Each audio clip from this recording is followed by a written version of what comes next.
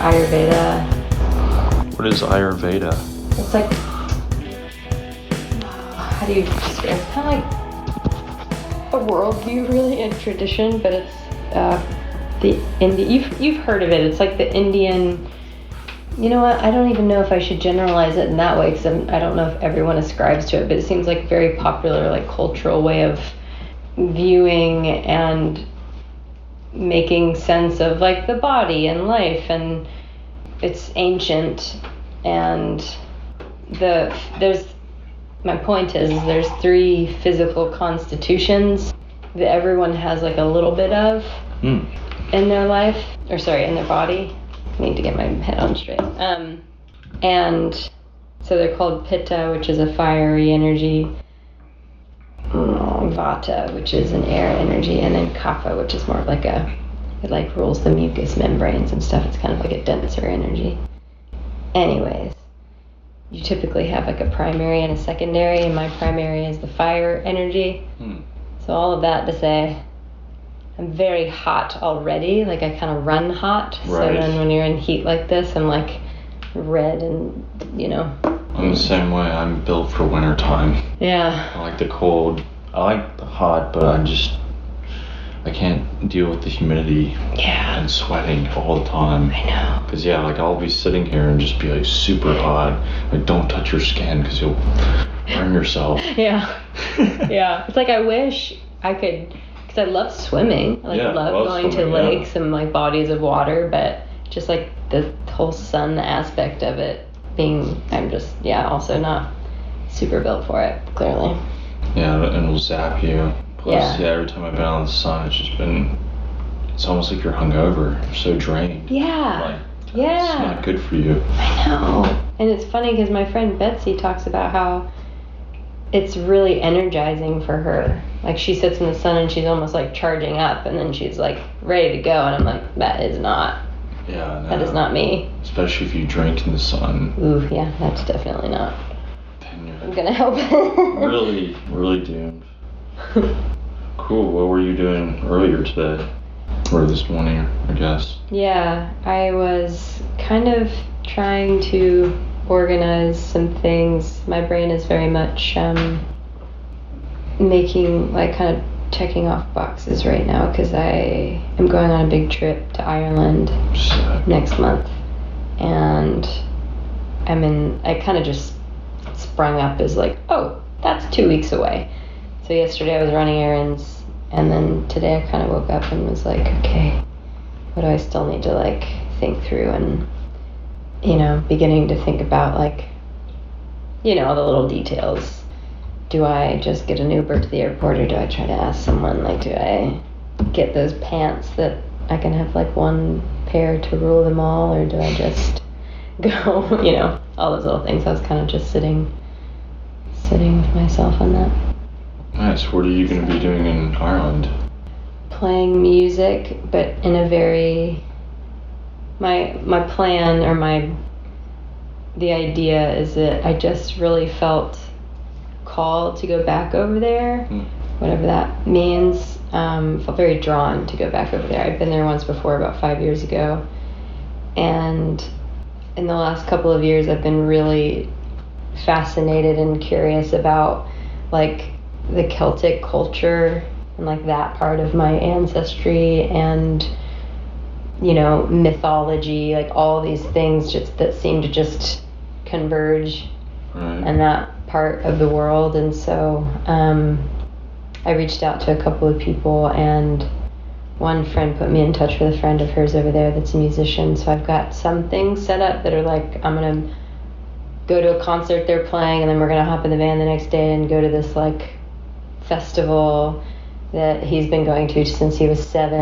and it's a very traditional festival, like, the craics and the, like, Keeley dances and stuff. And so I'm trying to combine planting musical seeds in case I can, like, start going over there to play my own music. Yeah. But also really just, I really want to learn a lot about that culture. And, I have so many fascinations with that kind of branches out from that. But like the myths and stories and ancient stuffs that I could rail on about. But you gotta kiss the Blarney Stone. Yeah, right? Yes. Bless the trip. Yeah. Just trying to, like, I've been very intrigued also by the fundamentals of life, and, like, telling you, I could be super long-winded about this, but I read this book on water, and it's so fascinating how much it's just a basic building block of life. It's like the most essential thing that we need, and we've totally disrespected it and like misunderstood how much not only we need it to just survive, but if we like really understood how water works, we could just, like, so many things could be solved. Like there's, yeah, I should stop talking. I shouldn't stop talking. I know this is like a rabbit hole for me. So I'm looking into the elements, essentially, like earth, air, fire, water, and like trying to figure out what the most simple building blocks of life really are, and like how we make life so hard sometimes, and maybe if we fixed some of the most basic things about how we approach it, the tree will branch more easily, if that makes sense. Yeah, you gotta go back. Yeah, you said fundamentals. Yeah, it's like we try to fix all the stuff up here, but then the root system is off. Right. So I've been trying to do that in myriad ways in my life the last handful of years. Do some shadow work. Yeah, went to Peru, did the whole ayahuasca thing. Oh, wow. Yeah. Wow. Yeah. That's awesome. I'll have to ask you about that. Yeah. Make sure I remember that. Okay, cool. Hey everyone, welcome to Nashville Artist. I'm Jordan, and today Hannah Delynn is here. Welcome to my house. Thank you. Awesome. Thanks for having me. So, where are you from? I am from Florida originally. Oh, really? What part? Oh, are you recording? Yeah. Is this it? Oh. Okay, cool. So sneaky. I'm from Plant City, Florida, which is outside of Tampa. So like Central Florida. Okay, cool. Yeah. Plant City, Florida. Winter strawberry capital of the world. Wow. Yeah. Do you have any siblings?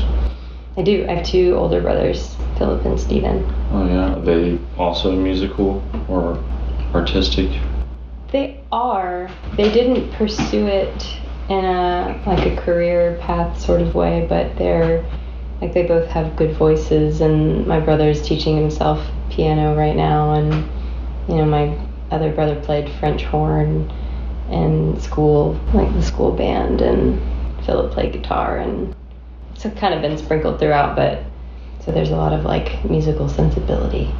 Nice. We had a very musical family. Your parents were musical? No, actually, my parents, my mom had a really sweet voice. She was a great singer and loved to dance, but kind of like in an informal way. But especially on my dad's side of the family, his grandfather was a really awesome fiddle player, and they had like this family band, and everyone played an instrument, and like this was back in Alabama, and apparently Hank Sr. was like in and out of their band, like just one of the boys. Wow. Playing around, and they would go up to Chicago and do the barn dances and stuff. But my grandfather, my dad's dad, was the oldest of many children, so he was kind of like, he had an ear problem, so he couldn't really hear music well enough, and then ended up kind of having to take care of the family, so it didn't kind of skipped, that generation. Like he was more of the business building up. Right. In the restaurant and all that stuff. So, what do your parents do? My dad, he's done so many things in his life. So my grandparents had built a restaurant out of they started in a gas station. Wow. Yeah, with like a couple tables. They bought that couple tables, and then it grew into a restaurant, grew into a catering company, and so then my dad and my brother grew up in that environment. and then started their own restaurant called Buddy Freddy's. And that was a big part of my dad's life. But then he got, what's the word? Nominated? That's not Promoted. quite. No, he got, I think it is nominated when he got nominated to go into politics, essentially. That's not the word. I can't think of the word. But so he kind of had this hairpin turn in his life, because he was just a community builder. He was in the restaurant, but he would just do a bunch of things around the community because he just cares a lot about people. And so everyone was very encouraging of him running for. He ended up being in the House of Reps in the state legislature. Nice. So that was an interesting turn in his life. And then I think we were pretty young at that stage. And my mom was an ophthalmic nurse for, 20 plus years. She just passed last year. Oh, so sorry. Thanks. Yeah, it's been a rough, wild year. But yeah, she was like, she supported him. They divorced when I was 2, so there was that split. But yeah, she was an ophthalmic nurse for 20 years and did other side jobs to kind of like keep things going. Cool. So what were you into as a little kid? Oh, whoa. I was into horses. Horses? Very much. I basically popped out of the womb wanting to be a horse. And I was very fortunate. I was able to have lessons when I was like 6. So I rode I was a proper equestrian for like 10, 12 years. And then I was a teenager and started doing other things. But I love to draw. I think my first loves were horses, drawing, and then I would always like sing and dance in my room. Oh, and writing. Writing was definitely, like, my mom apparently, I don't remember this per se, but she said she used to have to like tell me to go to sleep at 2 a.m. because I would just be up writing stories and stuff. Oh, really? Yeah, like what would you be writing? I really loved, like, well, I thought of myself as probably a little poet, but fantasy, very into like Lord of the Rings-esque elves and, stuff like that. Oh, yeah. Yeah, definitely. I was huge into Lord of the Rings when I was a little kid. Really? Yeah, and Star Wars. Yeah. I never really got super into Star Wars until I was older, but they just take you over. I know. I love going into the world. Yeah, exactly, yeah. Then when I go to nature and there's like big boulders, I'm like, I'm in like Lord of the Rings. Me too. That's one of my... I'm like, orcs are coming. Yes, that's exactly what I would do. Just like this imagination about it all. There was this one park in particular my mom used to take us to, and they had these huge oak trees in Florida. I'm sure you've seen them. But the root systems would breach out of the ground, and you could just like climb in them. And I don't know, I just always fancied myself an elf. My best friend and I actually made our own costumes for the first Lord of the Rings film. Really? Yeah. Like when it was coming out? Yeah, like in to the go to the theater? Yeah. What was that, like 2003? Jeez. 2002? Maybe like 2001 or 2? I can't remember. But I was roughly 11 or something. Man, I remember watching the crap out of that movie. Over and over. I think the second one's my favorite though. Yeah. Yeah. Twin Towers? Two Towers. Two Towers. Oh yeah, Twin Towers. Oops. Alright, cool. More recent memory. Not 9/11. Not 9/11. Goodness. Cool. So what first got you into music? What first got Mariah Carey? Probably. Mariah Carey? Yeah. I was obsessed with Mariah Carey. Yeah. I think, I don't know, it's hard to pinpoint that. It feels like it was kind of always, I remember just like singing in the car with my mom, driving around like Celine Dion and stuff, and I didn't have any like formal education. I took like some piano classes or lessons. My grandma was always like, "You're gonna wish you'd stuck with that," and she was right. Is right. But yeah, I think it was just always there. It was always an interest. I just didn't realize like hearing melodies and things in your head wasn't, maybe not everyone did that, so it just, I don't know, came naturally, or yeah. And I sang a couple years in high school, like in choir, but I'm trying to remember if there was a particular. Who were like your earliest influences? Ooh, other than Mariah Carey? I went through interesting, like a lot of phases. I grew up in a Christian home, so there was a lot of, Stephen Curtis Chapman, and I also was raised in the South, so there's a lot of like classic country, which I like, the good stuff, like George Straits, and obviously Hank. Of course, I was like, I knew there was a big one. The Beatles, absolutely. My dad, thoroughly obsessed with the Beatles.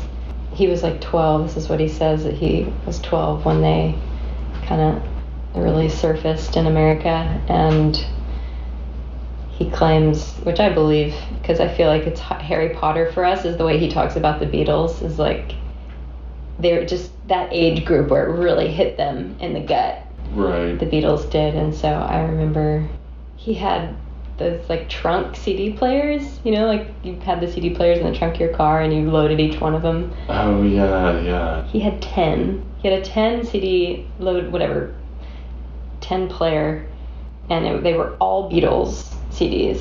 And he didn't take one of them out for like 2 years. So it was just on repeat. Right, in rotations. Yeah. So I definitely got a lot of that, which I think honestly my parents were my biggest, because he used to sing in church. He would always sing harmonies in church, and at first I found it really embarrassing. Like, Dad, because he's just so unabashed about it, just sing at the top of his lungs, and I'm like, you're drawing attention. And now I'm really glad, because I love that about him. He just doesn't care what people boisterous. think. Yeah, and just like loves music, like loves to sing. And I think now I say all that because now harmonizing is one of my favorite things ever to do. And I think he really kind of like instilled a lot of that originally in me. That's my theory anyways. Nice. Yeah. So you started out playing like lessons, and then did you play in school or in high school or anything? I didn't pick up guitar really until I was out of school. I sang in the choir in high school. I played handbells in church. Oh, nice. Forgot about that. A little bit of piano. But it wasn't until and the whole like singing and dancing in my room thing was like, I loved Green Day and the whole like pop punk scene. Yes, that really influenced me quite a bit actually. And it wasn't until I moved to New Zealand when I was 18.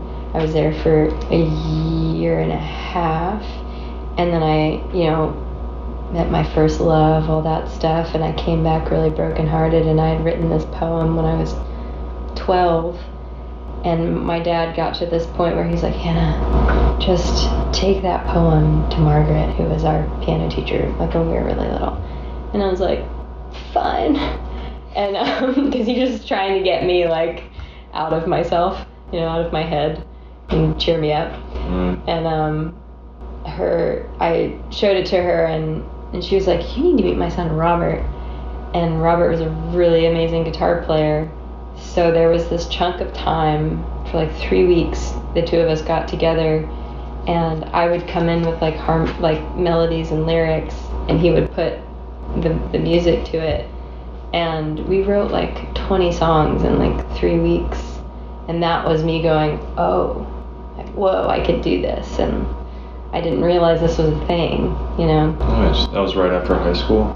Yeah, I was like 19, I think. Nice. Yeah. What were you doing in New Zealand? Just traveling or? All the things. New Zealand. Did you go to all the Lord of the Rings places? Some of them. I didn't go to Hobbiton, which I still want to do that. Did you see Mount Doom? No, I didn't. No, I didn't. Honestly, I got pretty sucked into the life that I had there, which was great. I wanted to go down. I'm gonna blank on all the names now. What's where Gondor? You know, like the wooded scenes outside of Gondor, where they meet not the orcs, but the Uruk-hai, or the wooded scene. Like where what's Sean Bean's character's name? Boromir. Boromir, yeah. So I was like, not Baldur. So that's in an Fellowship. So in the first one. Yeah. There's an area down in a place called Queenstown in New Zealand where they actually have the like Lord of the Rings equestrian tours, and I always like wanted to do that. I don't know why I didn't. But I didn't. That was kind of a dream. I'll go back. Ride a horse through the area? Yeah, like kind of actually. As if you had to dress up, yeah, carry a sword. Like actually in the movie. Totally. Well, pay us a little bit more and we'll have some people chase you like the horse. One time, I have a friend here who's from New Zealand, and she was a makeup artist. She is, well, I guess she doesn't do it anymore, but she was a makeup artist for The Hobbit, for Tariel on The Hobbit. And one day I was like, can you turn me into an elf? So she actually, we bought elf ears, and I'm obsessed. Wow. It was awesome. You had to go in the woods, right? Yeah. To get the pictures? Totally. Yeah. Yes, we did actually. Geez, all these questions are bringing up so many memories. We did go out in the woods, and my friend David took photos. Yeah. So that was a trip that my childhood best friend was 2 years older than me, and going into my senior year of high school, I played soccer, and she and her, long story short, she met a Kiwi at camp, and that's how she ended up going over there, a New Zealander. And they were visiting, and they're like, hey, you should come to New Zealand with us. And I was like, yeah. And so I quit varsity soccer my senior year, which they hated me. And I got a job at Outback and saved up and went over there. And I stayed, Kay was my friend. I think I stayed with them for a little bit of time, but then she hooked me up with this group of friends of hers that were all outdoor instructors. And so I lived in this tiny little town called Hanmer, and it was the most amazing, special thing. I got to go rock climbing, I got to go whitewater rafting, I got to go canyoning, biking, all the stuff, tramping, which is what they called backpacking, with these professionals essentially. They were studying this and doing it as their careers, and it was a dream. It was really, really special.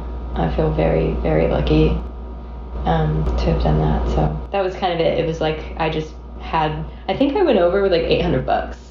You stayed for a year? I got a few jobs. Oh, okay. I got a few jobs, and then, because it was a working holiday visa, and saved up for a month or two, and then I was like, okay, I'm not going to be able to do anything but work if I have 3 jobs, so I got one, and then was able to kind of go and do some adventures, and nice. Yeah, it was awesome. It was a really beautiful period. Wow. Yeah. Do you know why they call them Kiwis? Their national bird is a kiwi bird. Yeah. I always wondered that. I was like, why do they call them Kiwis? Yeah, it's a ground-dwelling nocturnal bird. So if you go to New Zealand and you say a kiwi, they're going to think of the bird. So they call what we think of as typically the fruit. Right. They call them kiwi fruits. They call them kiwi fruits, yeah. Not kiwis. Right. I see. Yeah. Makes sense. Yeah. It's like when you're in Brazil, they don't call them Brazil nuts, they call them nuts. Yeah. Have you been to Brazil? No, I just know that. Yeah, that makes sense. Okay, cool. Why would you say, or why are you drawn to music? It feels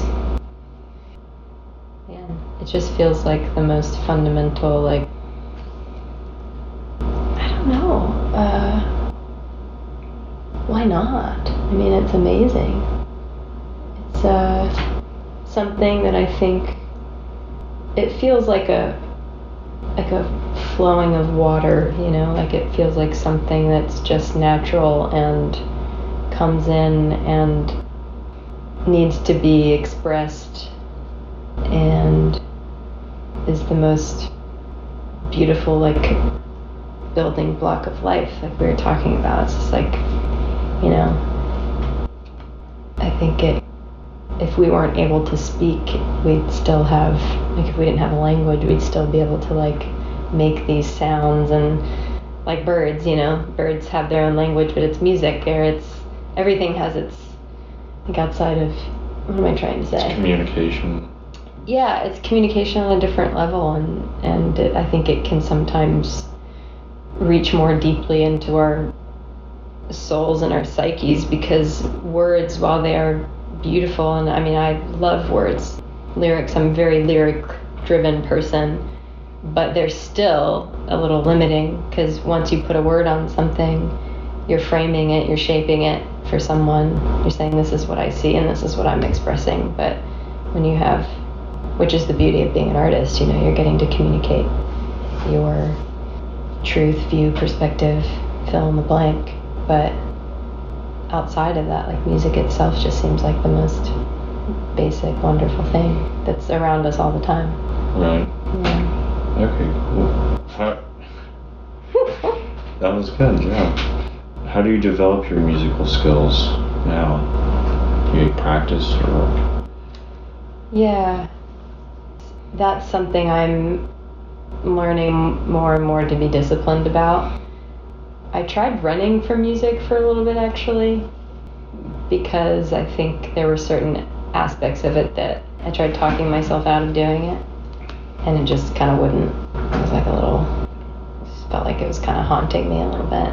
Like, when was that? In my all throughout my 20s, I think I got a little too in my head about how you do it, like how you make a living, and it got really convoluted in my mind. And I think it was a self-confidence issue, because I didn't grow up playing an instrument. I felt behind all the time.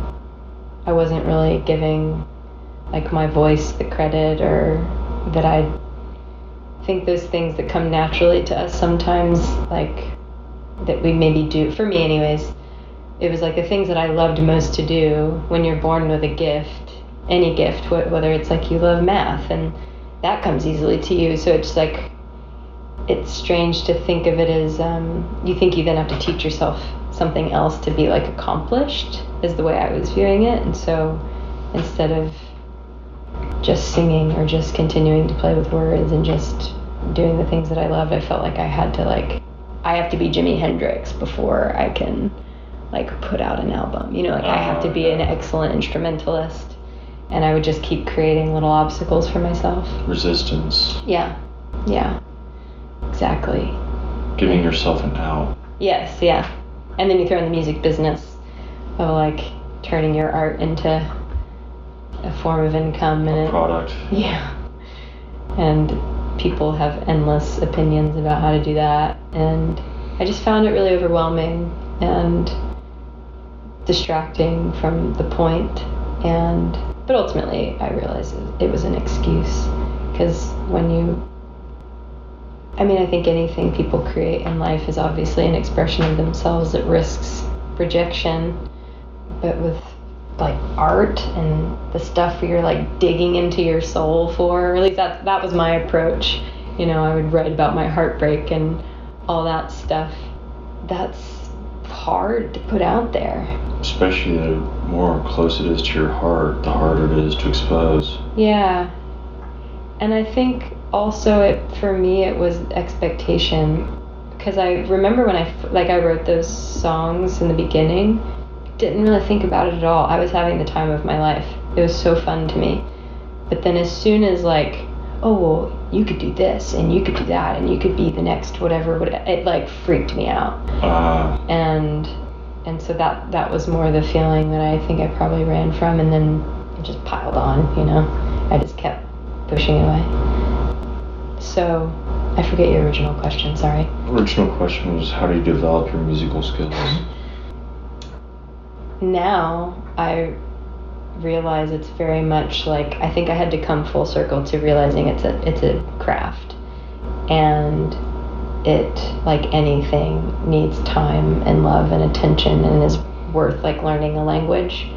I think what really taught me that was I worked as a cobbler for about a year and realized that like crafts are tough, but you have to learn all the basic elements, or you're eventually gonna, you know, hurt yourself or run into a wall or just not understand how this thing works, and it's gonna block you somehow. And so I've more recently tried to go back and like learn the fundamentals, not because I think that people need to do that, that it's, in fact, I had one of the reasons I didn't learn it earlier was because some of my most respected music friends, really it was just like one or two people, were like, don't learn scales, that'll just get in your head and like mess up what you want to create. And I was like, oh, okay, well, I really like your music, so cool, I'll listen to you.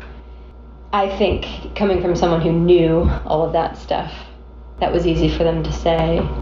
But so now I'm trying to implement like learning this language, like viewing it as learning a language and having respect for the craft. And so like dedicating time, even if it's just a little bit every day, but finding out what it is that, I think it's all very personal.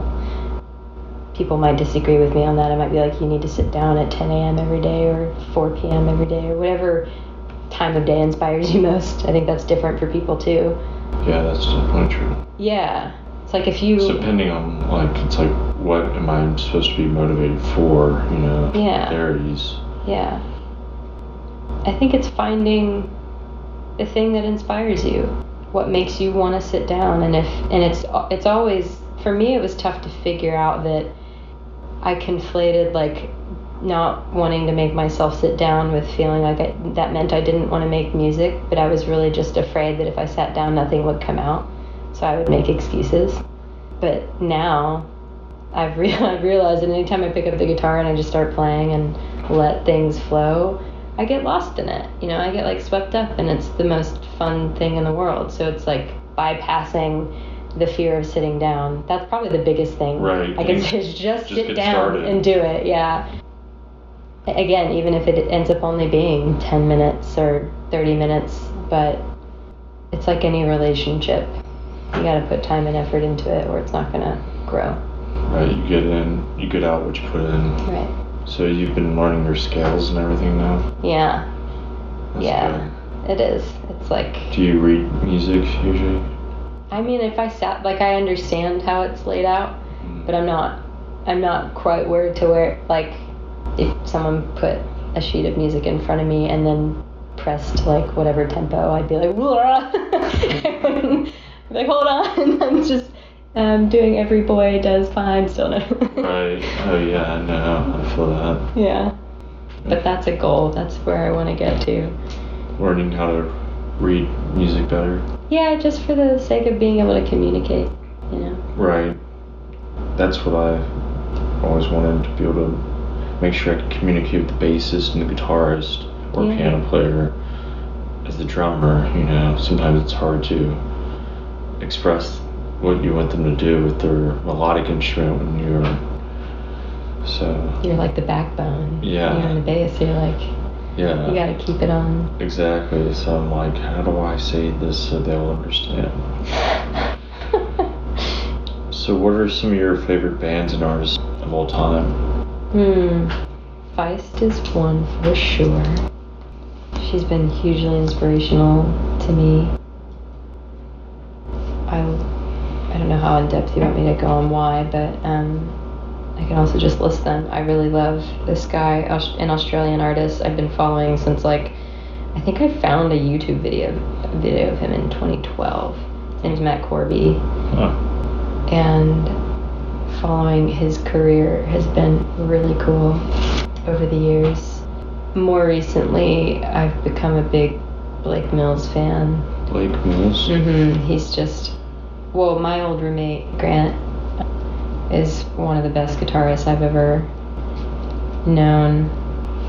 And just like, he's just like imbibed his instrument. He like knows it so thoroughly. And he told me, like, the way I found out about Blake Mills is essentially him telling me that he thought he was the greatest living guitarist. And I was like, oh, okay, well, if you say so. And then I started listening to his music and I was really into it. I know there are other people. What kind of music is Blake Mills? Man, this is my like least favorite question. It's like putting genres on people. Is it rock? Is it folk? Yes. It's like everything. He's just one of those people that... It's like jazz, it's like rock, it's like folk. Yeah, he like no doesn't... rap, no hip-hop. No, yeah. No rap, no hip-hop. I mean, his stuff is very no much... electronic. No. Yeah, it's more in the rock, jazz, folk, songwriter... Americana. Non-Americana. I mean, what is Americana? It's such a broad thing at this point. Yeah, it is. It's hard to put your finger on it, but I like know when I see it, kind of thing. Yeah. It's not, Americana's not country, but it's not like rock either. It's like... No. I think that's the thing though, is there's like roots music and folk music and like, I don't know. That's what I think of as like kind of originally maybe, I just think it's too broad these days. So many things can be folded. Not too broad as in it's wrong, it's just like so many things can be folded into that category, really, right. In my opinion. Well, at this point in day and age, we're at subgenres of subgenres of subgenres. I mean, it's getting, the spider web is so huge now. Yeah. Compared to like 50 years ago. Yeah. And so then you have a guy like Blake Mills who he's like has this interesting kind of twang to me, but he is from Malibu, but there's just this way he sings that I don't know. He's especially hard to put in a box for me. There's also this woman, Jessica Hoop, that I like a lot. Jesca. He actually played guitar. Hoop, yeah, H-O. Wow, that's a really interesting Jessica. Yeah. I like that. I'd never heard that before. Neither have I. And I'm endlessly, primarily, I feel like I'm endlessly inspired by my friends right now. Like, I just feel like I'm surrounded by so many talented artists, which is, why friends of mine came into being. Yeah. It's just like, we have such a beautiful community that, want to lift up, and they talk like real everyday inspiration. I feel constantly like challenged and in a healthy way by them and their music and their approach, like how they work so hard, How did my friends of mine come about? It was Caroline and I were talking, and we had just recently met kind of, and I think not recently met, but we met, and like over the next year we became super close. And one day we were sitting in the coffee shop and we were just brainstorming, and I had noticed that like anytime I would mention someone in town, I was like, have you heard of so-and-so? She'd say, oh no. Which would surprise me because Caroline's Caroline. I feel at the time I felt like she knew everybody. And I was starting to realize that Cold Lunch and everything she does was still like a particular side of the music industry. And like I had worked in 5 Points for 3 or 4 years at that point, and so I was meeting a different kind of subset of the Nashville scene. And so I was like, these people need to know each other. It's funny that you live in Music City and you can still just like have these pockets that don't really understand how, like if just one person that could connect them all, you know. And so that's what we just wanted to be, like a connection point, like cross-pollinate a little bit. And I was like, we should call it Friends of Mine, because that seems like the most basic. Because we'd be like, no, they're a friend of mine, you know. Right. How do you know this person? Friend of mine. Yeah. So that's really. How many episodes have y'all done? Oof, I've been meaning to count this out. We've had. Do you record every one of them? Are you talking about the Friends of Mine? The live shows? Oh, it's a live show? So. Yeah, so it originally started as a live show in 2018. Oh, okay. Yeah. Wow. You've been doing it for 4 years now? Yeah, I mean, obviously minus COVID, but that's how it started. It was live. It was also an opportunity for me, because I realized that I wanted to play more. And it was funny, my aunt, this is like the real backstory, when I would go home, I don't go home and visit my family in Florida nearly as much as I could. And I remember one time, every time I would go home, I would dart around seeing everybody and just exhaust myself. And she was like, Hannah, you just need to have a party and invite everyone to come see you. And I'd be like, but no, that's, you know, but then it won't be like one-on-one. But I thought about it, and I was like, no, I should just create a show where I can play, and then we can invite everyone and like have everyone meet each other, and like I get to meet these people more, you know. It's like a perfect scenario. So that was kind of how it originally started, was like wanting to push myself to do something that was very intimidating to me at the time, like getting up and talking and like putting myself out there when I didn't feel like a virtuoso or anything. Like, it didn't feel comfortable at all to me. But Caroline was very supportive, and the fact that she like worked at Vinyl Tap at the time, it was just this perfect storm, or perfect whatever. It was just like, I really appreciate that she encouraged me to challenge myself in that way. And I think at the time I was like, yeah, that's what I need.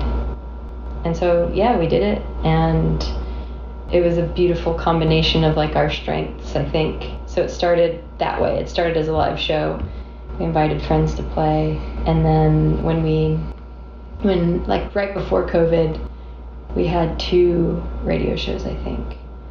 Acme reached out about that. And then COVID hit. So it took a minute before obviously that was a storm, calmed down a little bit. So last year, I think October, was when it was really it was nice to have that, because we couldn't do live shows at the time. So it was really cool to be able to put that energy into something that was more inclusive of other types of artists too. Mm-hmm. Like, we've had people that are cinematographers on, and you know, my old roommate Grant, who just opened up a shoe shop. So like, that's cool. Yeah, like makers, you know. Yeah. I think we've had about 12 to 15 now.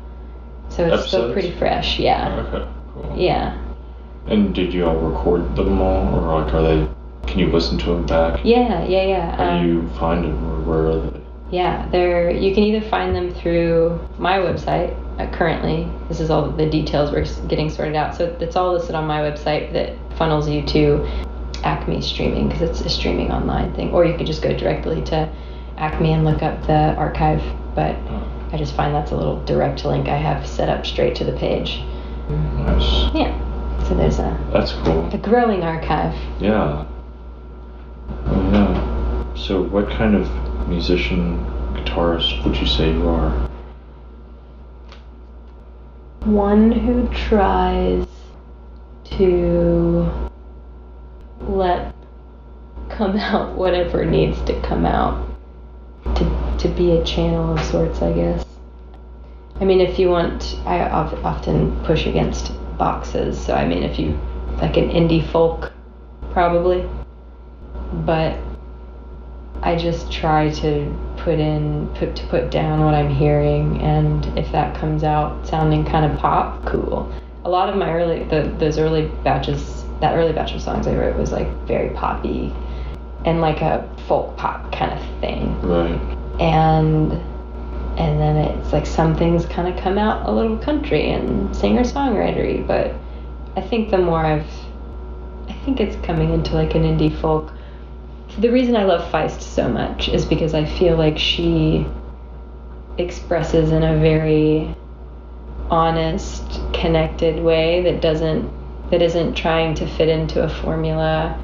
It feels very much like, oh, I was thinking about I was trying to think of what is the flock of starlings called, the like murmuration. I just feel like her music can be like, I was thinking about a murmuration, and so this melody came out, and there's no format necessarily, and yet she crafts these beautiful songs. What is a murmuration? Oh, it's, those big, essentially like clouds of birds that move.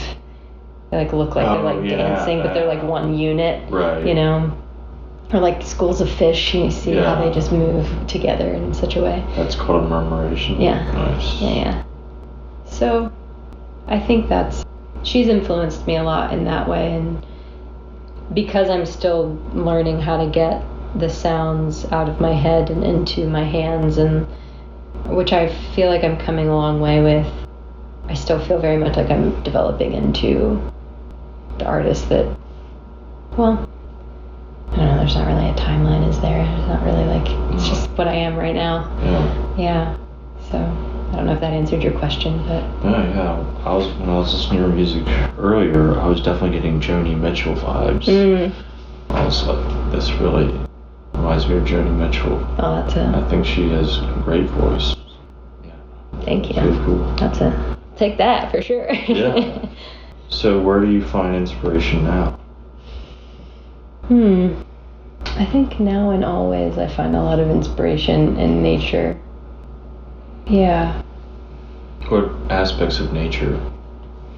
I don't know. It's all of it. It's like the wind, water, birds, trees rustling. Like there's just so many sounds.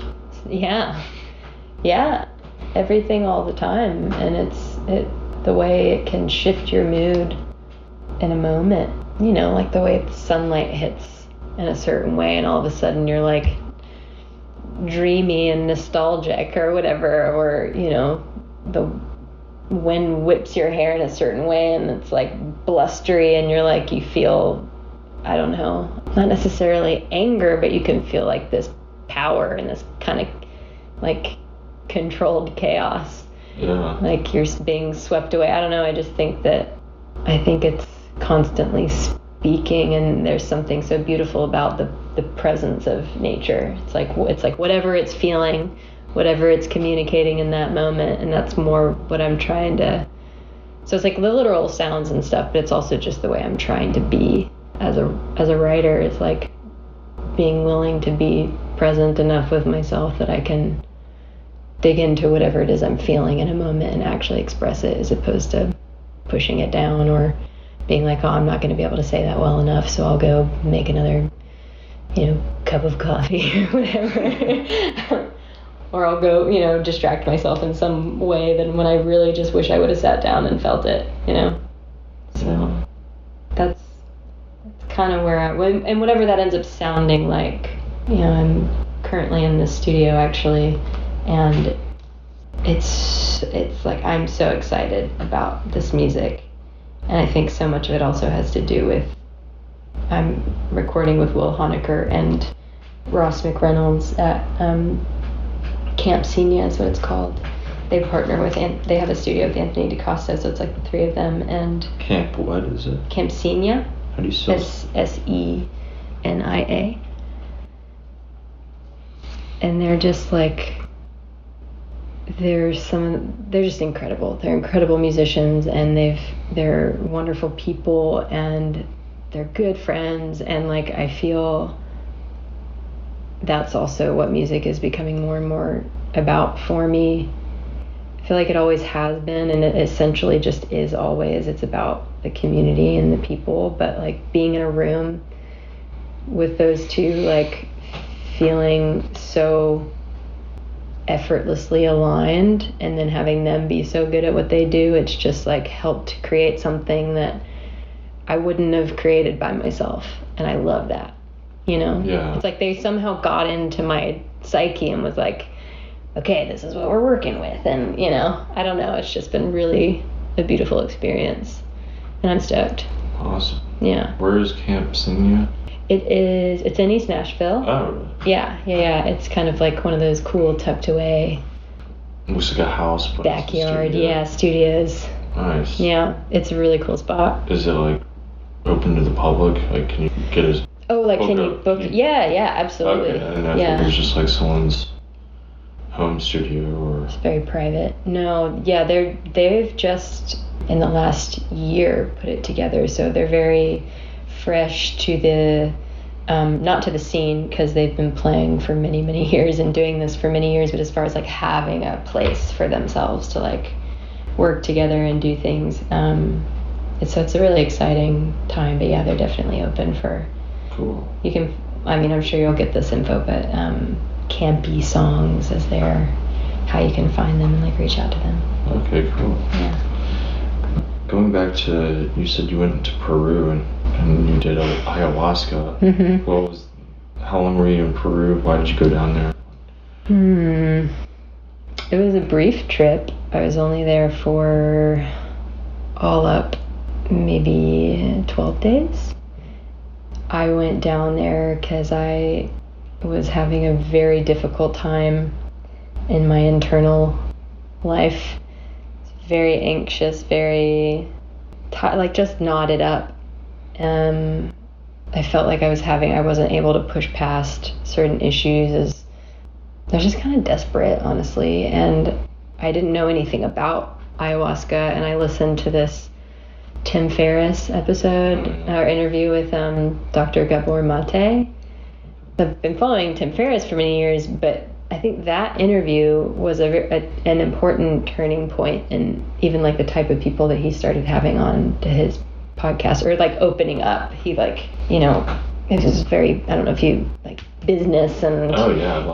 Yeah. I tried with mentors in there. He's amazing. I've read the 4-Hour Workweek. Yeah. I've listened to Tim Ferriss show. Yeah. Yeah. I'm glad he's around. Yeah. My dad gave me the 4-Hour Workweek, me and my brothers, when we were like 15, which I'm glad he did that. But music. So anyways, I listened to this interview, and at the very end of it was a stellar interview. It was like jam-packed of little just like mind-blowing moments and wisdom. But he said something, he mentioned ayahuasca, and I was like, what is that? And if I were to do that, like I'd want to go to, like, I trust this guy, because he was talking about like places. So long story short, I got curious, and it was like this series of serendipitous events, because I like Googled him, and then that led me to this other thing, and that led me to this, and then I kept seeing him, like, oh, there's him, oh, whoa, okay. It all just was like sort of intentional, but also felt like something was like, go this direction. Because at one point I basically dropped to my knees and was like, I feel like I have this vault inside of me that is causing so much of this turmoil. And I just don't have the key. And I was like, can whatever's out there just help me find this key? And then I found that podcast, and then it was like, ultimately, it felt like within a few days I found this place in Peru. It felt so right. It was very like, I had to do a medical questionnaire, a psychological questionnaire. It was like very professional, and it was essentially an intensive healing retreat. So it was a lot. It was like 5 ceremonies in 7 days. And if you're not familiar with ayahuasca, it's intense, to say the least, and it's a purgative, which means throw up. Everything's coming out. Whichever way it needs to come out, it's coming out, and it's a real detox, spiritually and otherwise. And but yeah, it was like, to do that, to go so intensely into that, is just like an illustration of how much I was like, I need to figure this out. And I was like ready to go extreme. How old were you when you did this? That was in 2018. Yeah. So it wasn't too long ago. I was going through my Saturn return. 28, 29. Nice. Yeah. Okay, cool. That's awesome. Yeah. I've done DMT, but I've not done ayahuasca. it's basically the 15-minute version. Right, yeah. I had a friend who... And what was your experience with it? It was very humbling. I think going into it with and I can say this post facto more than anything, like going into it recognizing that, like if I were to talk to someone that was like, I'm gonna go do ayahuasca, I'd be like, just know that you're going into like this other entity's world. Like these things are alive, you know, like they are their own beings and intelligence. So there is like you're communing with something else. It's not just like a trip. You're inviting an experience with something that is like, as you know, it's ancient. It's, you know, it has its own consciousness. And it takes you out of reality completely. Yeah. Like you do mushrooms and acid, and you're like, oh, it's a table. I can see the table. When you're on DMT or ayahuasca, you're in another world. Yeah. Everything's a different world. Yeah. Even if it's just like I had because I had this like so back to back. I had one that was a very visionary experience that was like, whoa. I needed to see that. I needed to see like what was going on, not only in my psyche, but how it kind of connected with other things. But I also had some where it was very quiet, as far as like I didn't blast off anywhere, but it was a very somatic experience. So like, you know, have you ever heard of the book Your Body Keeps the Score? Mm-hmm. It's becoming very, I guess, well known in these circles, but it's essentially how your body remembers everything. And this is what we were talking about with water. This is where something like the water is so important, because the actual memory, as far as I understand it, is held within the water of our cells, because water has memory. And that's proven. That's like... Water has memory? Water has memory. That's why, like, there's this... I wish I remember the name of the study, but there's this, I believe, a Japanese scientist who documented this with photos, but he basically took photos of the crystalline structure of water whenever it was like... And they took very great care to make sure there was no outside influence in these things, but, like, they would, I think, hold or imbue like joy, like just joy into water, and the structure would form in a certain way, and they took a photo. Then there would be like anger or deceit or whatever else, and it would, and these like things like love and joy were all like beautiful and geometrically proportionate and gorgeous, and then all the like essentially the negative energy, or I don't know if negative is the right word, but these kind of more chaotic energies were all like, they looked chaotic and distorted and stuff. Yeah. And that's why our emotions have so much like power in our lives. If you think about how would they imbue love or whatever into the water? That I'd have to go back. I love you. Well, yeah, it's like it's getting yourself for one, and he was like hit a very particular team.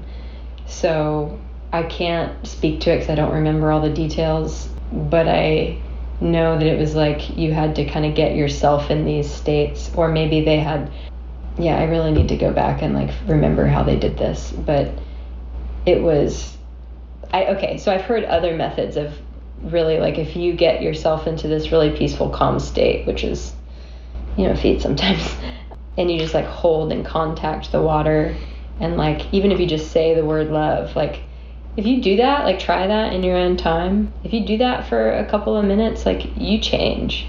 You can't not be changed by that if you're genuinely trying to feel that.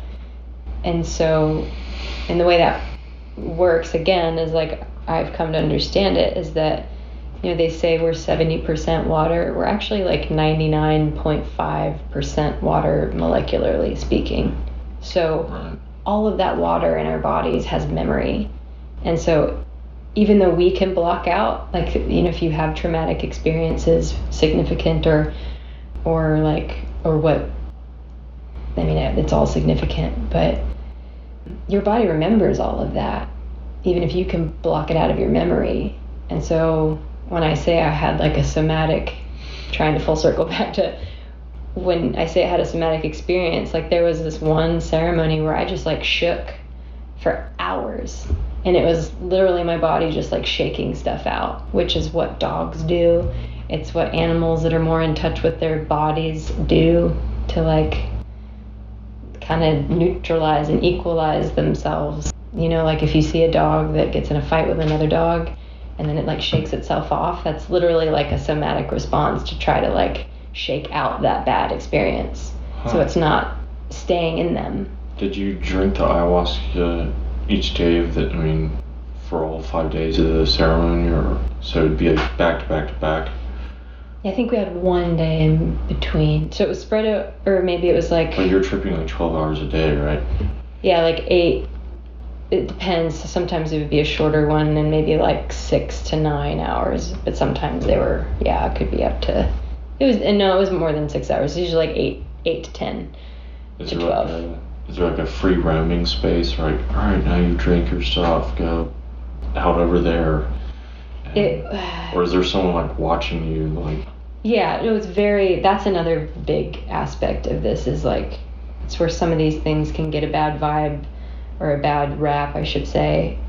The most important thing you can do, I think, is make sure you have a guide that you trust if you're ever going to do this kind of thing, because they are a huge part of your experience. And when it's understandable that sometimes, you know, you have like people traveling down to a country that's maybe struggling, or a family that's maybe struggling, and they think, oh, I'm just gonna take this guy's money and like not really help them and leave. And they have these, you hear people with horrible stories that they don't understand what they're getting into.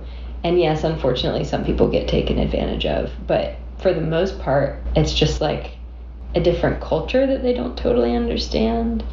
And so when you gotta make sure you have someone you trust, and also someone that really wants to help you on that journey, because you might have a local guide or someone who views it differently and is just like, okay, I'm just gonna let you be. And when you don't know much about it, just letting you be can be good, but it also can be like, what the fuck? What's going on? Guide me. Yeah, like I'm freaking out. So this place was like, I had 2 main facilitators, and then they had 2 extra facilitators. So it was like during the actual ceremony, the entire group, it was like 20 people were in this, was in this like maloka. So we laid down, we had the ceremony, we'd do like an hour of optional yin yoga beforehand to get in the zone. Basically, it was very supportive and very safe. And you could technically get up and walk around, and like, cause it was in the jungle, like it was in the Amazon, but it was like in a it was in a safe space. So if you got up and walked around, it was fine. You needed to go back to your hut and sleep it off or whatever. But typically everyone stayed, because you're just kind of like in it, you know? And when you start purging or whatever, do they just like, all right, take this person to the bathroom now? Oh, you just had to go. Like it was right next to the place. So, and it was all like, oh God. Yeah. Wow. Yeah. But if you needed help, you could ask for help for sure. But like, I never had someone escort me. I was just like, because it comes on fast. Right. Like, essentially, you're like trying to run as fast as you can. Wow. Yeah. Okay, how long have you been in Nashville now? 8.5 years. 8.5 years. Mm-hmm. What originally brought you here? The desire to be a musician. To kind of like, it's funny, I think I've said this many times throughout the years, but it's just like different layers of taking it more seriously. I'm air quoting. And my dad, though. So my dad came up in 2013 because he was having an interesting like time in his own life, and he decided he really wanted to dive into more of that musical part of our family history, and he moved up here for a period of time. And at one point he was like, I was actually living in Australia, and he kept calling me and being like, I just met so and so. My dad's the most like gregarious, naturally, like he just connects with everybody. He has a gift, I don't know.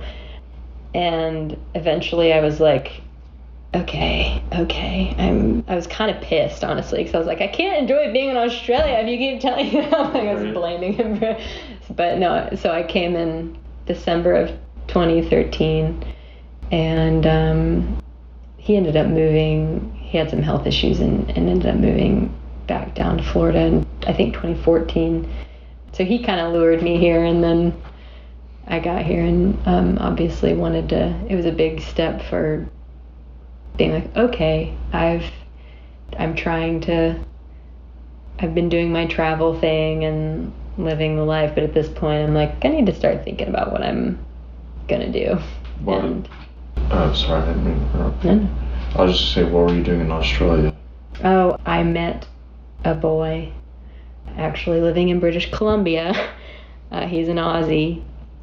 We dated for 2 years, lived in British Columbia for 2 years, and then our visa situations, like, we couldn't, the States super hard to get into, and I was like, I'll go to Australia.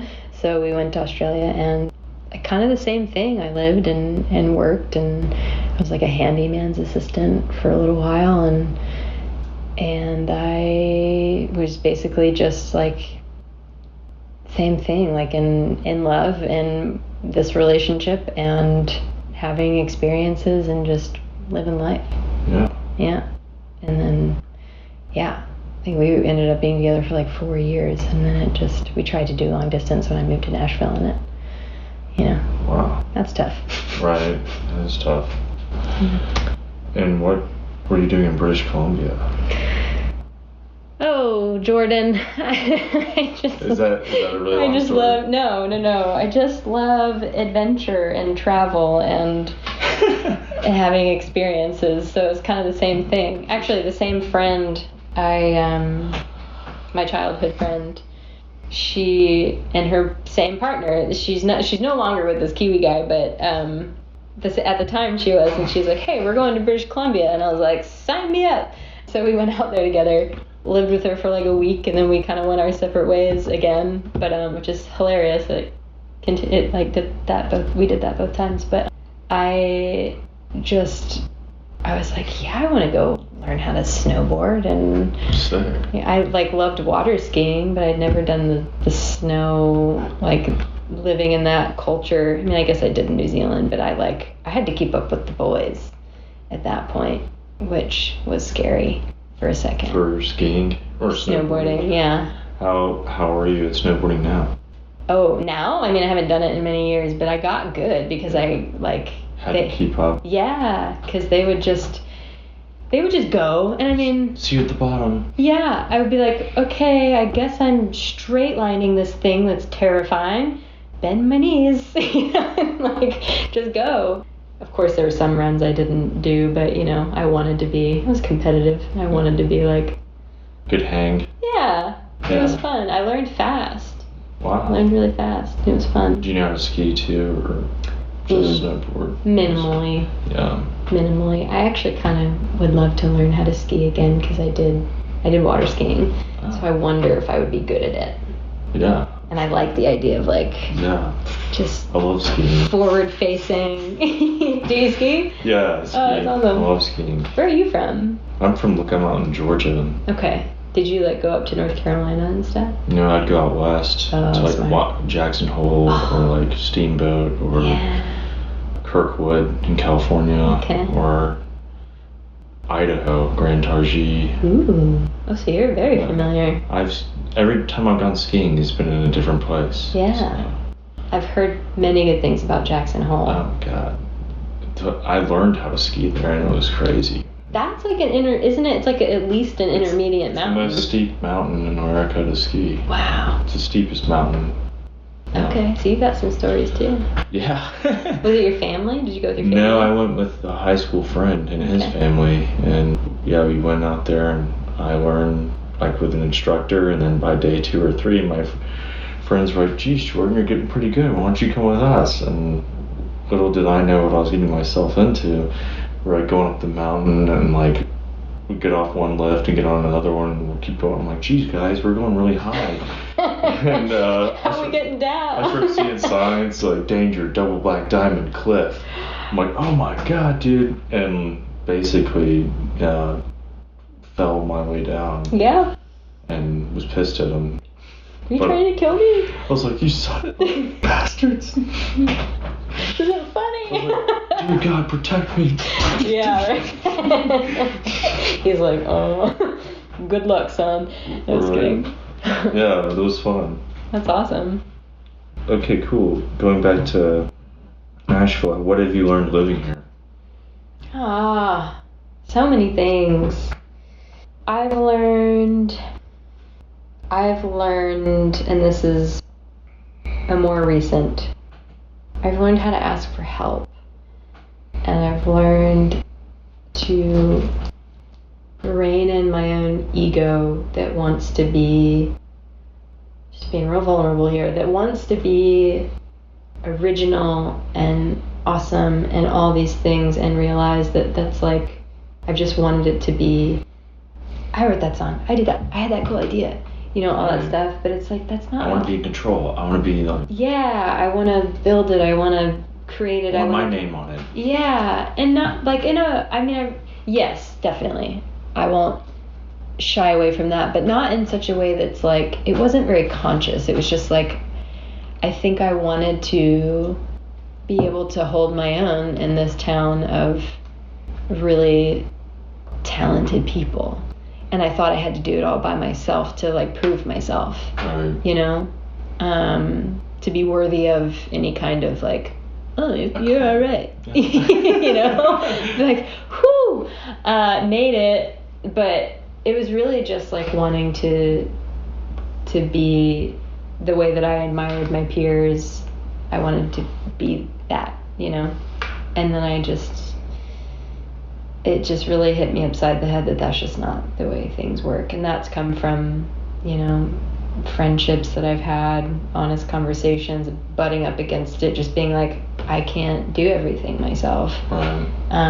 And like allowing other people that have a different talent or gift or more experience to just like, to be open to feeling like just because someone helps you doesn't mean you didn't do it, or not do it and like put your name on it, but doesn't mean you didn't work for it. Right. You know, that I think there's this thing collaboration. Of like, yeah, I didn't want it to seem like I didn't work for things, and that's the whole other talk about like ayahuasca and digging into shadow stuff. It's like I've had this idea that the struggle is what makes you kind of self-sabotage. Yeah. To feel like I've had my blood, sweat, and tears. Yeah.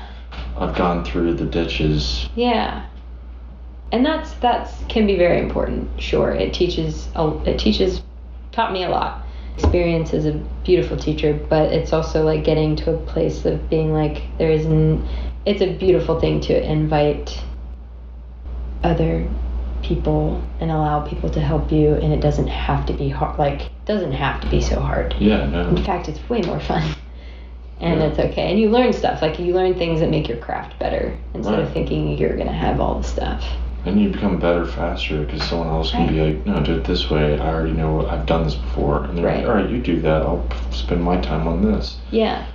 And then usually the tower gets built. Yeah, actually. So that's been one of the biggest things, and also just allowing for time, not allowing for things to unfold. But I do think putting oneself out there, like there's a way of being, I think this is just another shade of, I think everything is so communal, but there's a way of like expressing what you need to express, or putting yourself out there and like being like on your own team, like believing in yourself in a way that you can do that in a way that's also building other people up. And yeah, just giving seeds planted the time to grow as well. Patience. That's the word I'm looking for. Rome wasn't built in a day. Yeah. And also, like, I feel like the longer you're in a town like this, the more you realize and you have respect and admiration for the things people have built. Exactly. Because you're like, oh. That overnight success was like a 7 to 10 year endeavor. Yeah. And there were times when they probably felt just as small, Yeah, when people are doubting them. Or, Yeah. Yeah. So then I don't know, it's weird. It's almost like it does feel like a flower or something growing. There's so much happening underground, and then as soon as you kind of start realizing how things actually work, it's like, oh, okay, it just like unfolds. Right. I don't know. And then you just gotta keep going. Yeah, and then you realize build more flowers. Die, and you gotta plant more seeds. Yeah. All right. So, what is some advice you'd give to someone who's gonna move to Nashville and do art? Art meaning anything. I would say everything I just did about like understanding that so much of this is a community effort, not in like a how can I ultimately, weasel, like not in a self-serving way, but just like what can you give and how can you feed into your community, because then it will give back to you, tenfold. It's just find people that are like-minded, that believe in you. And if that takes some time, like if you're brand new and you have no, which it does take time for sure, but figuring out ways of balancing your, how do I say this? I think it's really important to find practices that keep you self-centered as a human being, and then practices that keep your craft centered. Not necessarily know what you want, because that can limit. Know what you want. If you want something cool, go for it. But if you're like, just be open to what might unfold for you in a place like this. Because when you have maybe blinders on, like, I want to play for this person, or I want to write for this person, or I want to have this kind of experience, don't shut out people that you think aren't on your particular trajectory. Because, like, does that make sense? Yeah. I don't know, I just think it all really comes down to people. Like if someone's like, come to the show, even if you don't know the band, you don't know what might happen if you go. Yeah. So you should go, and then you might meet one person. Right. And that will lead to something. Yeah, and just be interested in them as people. Yeah. And like, yeah, you don't know what things like that'll lead to, but that's also where like you can literally go to a show every night in Nashville. So just like know your boundaries. Oh yeah, you can. Like take care of yourself. Go after it. Have a little too much fun. Yeah, which is cool, but just remember to sleep sometimes. Right. Yeah, and just like find ways that are particular for you of like finding your own inspiration. Like how do you get yourself back on track, and like just be gentle with yourself, because some days you're gonna feel like you don't measure up, or you just don't feel like playing. But just whatever over time you discover is like your way of making this town, finding your place. Yeah, just give it time. Right. What is your biggest personal growth from last year to this year? Well, losing my mom was a paradigm shifter. I think it really caused me to, it's like the whole life is short, time is precious, really sunk in. Not that I'm inviting that to sink in more deeply, but like it made time and people really stand out as like the precious like things that they are.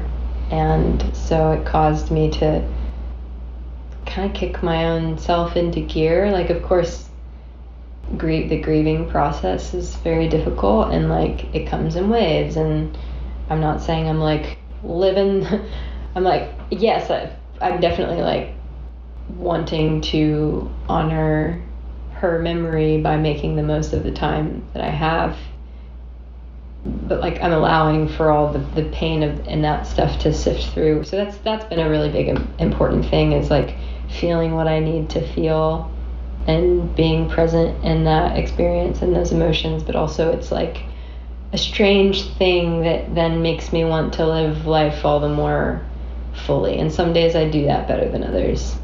But really, I think that's why I've harped on so much about people and community, is just like that's always been something that I've cared about and felt very much like collaboration is the best thing. But losing that relationship, even though I shouldn't say losing, I strangely feel close to her still.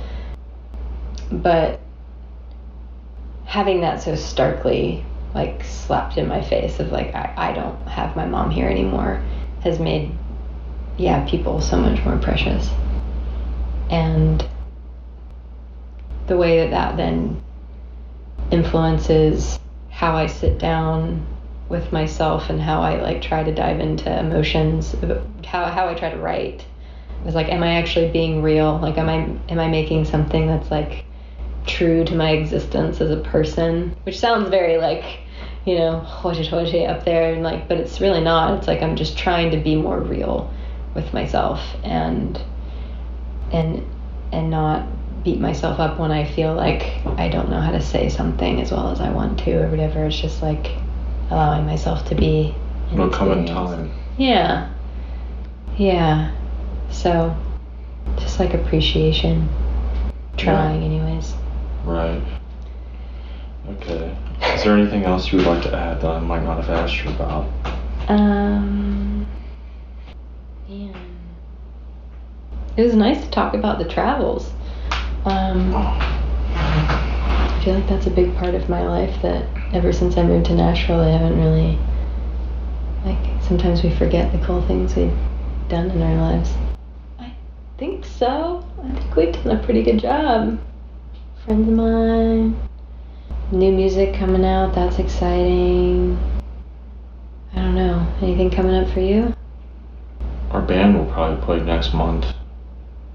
It's gonna be fun. A friend of mine? Oh, I'm sorry. Oh, for your music? Yeah, for my music. Oh, cool. Yeah, we're still writing our songs. We're at like 4 original songs right now. We're trying to get to 30 minutes. It's awesome. Yeah, so. Very exciting.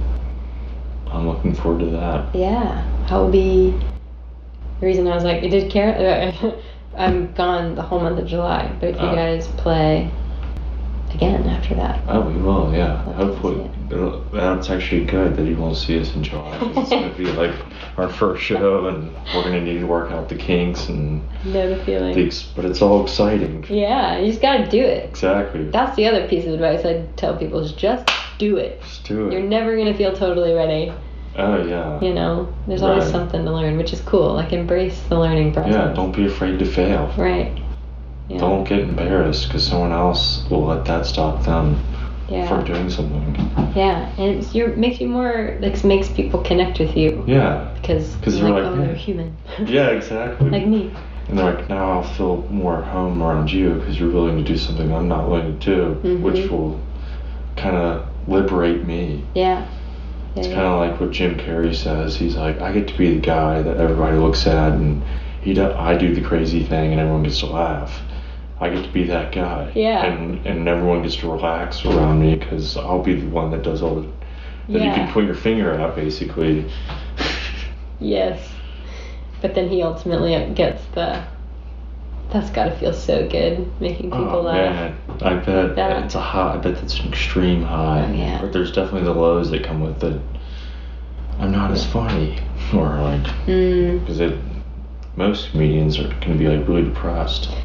Yeah, I wonder. So much of your personal satisfaction comes from making other people laugh. Yeah. So that comes from outside of yourself. So it's like, and you need that to be a comedian, or else. You can just entertain yourself, I guess. That's what I was thinking. He's like, who then feeds into you? Yeah, exactly. You know, like, you need an audience in order to be a comedian. Right. I mean, yeah. It's like those scenes in movies where they're like trying to tell their dog a joke, and it's like the dog's just like, are you gonna feed me now? Right. Okay, cool. Last question. What is something absurd you love or do? Absurd. I feel like I've mentioned so many absurdities today. Oh god, there's gotta be something. Kind of a weirdo. What I do. Are you superstitious? I don't know if superstitious is the right word, but I definitely try to. I'm just like, I don't know. Don't step on that crack. I kind of used to be weirdly OCD about cracks, actually, but I've conquered that. I've accepted that. I know there's something, but I don't know if there's anything that probably everything I do is slightly absurd. You should ask Caroline that question. She'll give you a good answer. What do you do that's absurd? Well, I like to vacuum. Oh, okay, so it doesn't have to be absurd. It's just like I mean, it is kind of a absurd. quirk. I get paid to vacuum. Like, when my business is for detailing, I clean vehicles, so. But then you still want to vacuum when you come home? I mean, not really. I guess it's not that obsessed with vacuuming. It's therapeutic to me. Yeah. Seeing things go. I'm a visual learner, so seeing things go from chaotic and then I clean it, and it makes me feel like I clean my soul. Yeah, you kind of have. It's like feng shui. It's like they say our outwards, our external worlds are reflections of our internal world. So why would it not help the other way around? Makes sense. Yeah. I mean, I'm one of those people, it's like, I just talk about, consciousness and plants and the interconnectedness of things, which can be absurd to a lot of people, but I think it's true. I like to walk around barefoot and earthing. I talk to plants. There you go. I'm like, okay. Which I don't think is absurd. I think it's very... What's the most in-depth conversation you've had with a plant?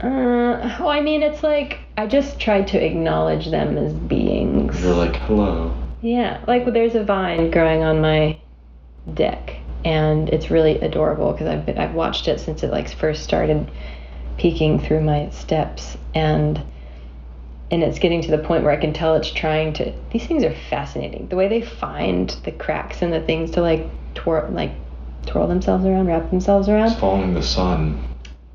Yeah. Wherever the sun peeks through, that's where it's gonna go. Really? Yeah. Oh, cool. It's what, like whenever an onion starts sprouting, like that's it. Like still trying to touch the sun. Wow. That's something That's to why contemplate. trees grow up. Yeah. Plants grow up, like they're trying to reach the sun. Yeah. Whoa. Right. I was just thinking about, okay. But yeah, so there's this vine and I can tell it's trying to like reach across to the other like hand railing, and I'm like, no. So I just basically say hello to it and try to send it some good vibes, because I think they respond to that. Like anything else, I think we're interacting with other... Does it have a name? No, I don't know it. I'd rather it hey, be... fine. Yeah, I'm just like, hey, bud. How's it going today? How's it going? Yeah. I mean, I don't sit there and have full-on conversations, but I just try to be like, you're a living being. You might have a different consciousness than I do, but I'm going to try to be nice to you. Yeah. I think that's a big, in our modern society, that's why we have so many of the environmental issues that we do, is because we've totally separated ourselves from, and disconnected ourselves from realizing that literally everything we need to survive comes from the earth. Right. But we've isolated ourselves into houses and buildings that have taps that turn on water. We don't realize that comes from somewhere else. And right, and our meat comes in packages. Yeah. At one point, that animal had to get killed and then stripped of its meat and then cooked. Yeah. When we buy it, it's just... I was having this conversation with someone. Is it more psychotic for someone to buy their meat, like, encased in plastic and bought at a store, or is it for them to kill it and do it themselves? Right. And I think killing it and doing it yourself puts you more in touch with Earth, because you had to, like, out of inconvenience, go kill it and then skin it and then eat it, whatever. Yeah. Prepare it. Well, you had to take its life exactly. too. Yeah, exactly. You had to be willing to pull the trigger or whatever. Yeah, exactly. Yeah. And then going through all that work, it's like, I'm sure that teaches you a lot about the animal and... Yeah, definitely. Respect. I haven't done that yet. Because we just like throw meat away and it's in packages and it's just like, that was an animal that didn't even get eaten. Yeah. I know.